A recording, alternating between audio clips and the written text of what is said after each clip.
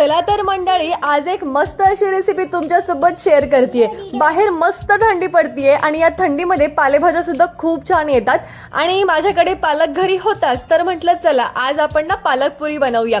कारण पालकाच्या सीझनमध्ये पालकपुरी होणार नाही असं कधी होत नाही, त्यामुळेच इथं पटकन संध्याकाळी तयारीला लागले। पालक स्वच्छ धुवून तो पातेल्यामध्ये ना उकळवायला ठेवला, तोपर्यंत इथं मी बाकीची तयारी केली। लसूण निवडून घेतला, मिरची, जिरे, हळद हे सगळं एका मिक्सरच्या भांड्यामध्ये काढून घेतलं। तोपर्यंत इथे माझा पालक सुद्धा छान शिजवून निघला होता। लसूण, जिरे, हळद, मिरची आणि हा जो सगळा शिजवलेला पालक होता तो मिक्सरच्या भांड्यामध्ये टाकला आणि याची मस्त अशी प्युरी करून घेतली। प्युरी करून घेतलेली मी साईडला ठेवली आणि तोपर्यंत इथे पीठ मळायला घेतलं। गव्हाचं पीठ मला हवं तेवढं मी घेतलं आणि त्यामध्ये तीळ टाकले आणि थोडंसं ओवा हातानेच कुस्करून यामध्ये मी घातला आणि त्यानंतर ही जी पालकाची प्युरी मी केली होती ती यामध्ये मिक्स करून घेतली। व्यवस्थित ही मिक्स केली, थोडंसं पाणी टाकलं, त्यामध्ये चवीनुसार मीठ टाकलं आणि मला पाहिजे तसा या पिठाचा मी घट्ट असा गोळा मळून घेतला होता।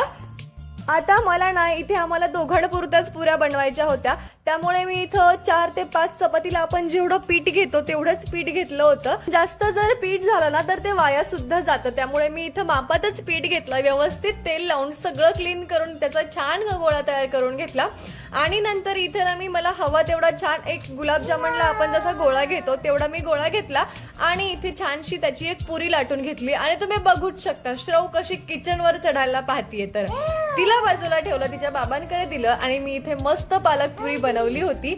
तेल पण तापवायला ठेवलं, त्यामध्ये पुरी सोडली आणि छान तळतीये ती मंद आचेवरती। आता तुम्हाला जर ही पालक पुरी बराच वेळ जर टिकवायची असेल तर तुम्ही यामध्ये ना रवा सुद्धा ऍड करू शकता। रव्यानं काय होतं, पुरी ना छान बराच वेळ टम्म फुगलेली सुद्धा राहते आणि छान कुरकुरीत होते।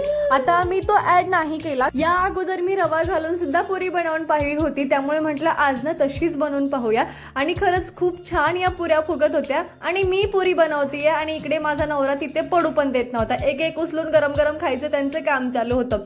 पण असो, या पुऱ्या ना गरम गरम खायला जाम मजा येते। आता इथे मी ताटामध्ये पुऱ्या घेतल्या आणि दही घेतलं। पुरी सोबत दही नाही म्हणजे जेवणाला चवच नाही। मस्तपैकी दही आणि पुरी मी एन्जॉय केलंय। तुम्ही पण ही रेसिपी एकदा नक्की ट्राय करा। चला भेटू आपण नवीन व्हिडिओ मध्ये, बाय।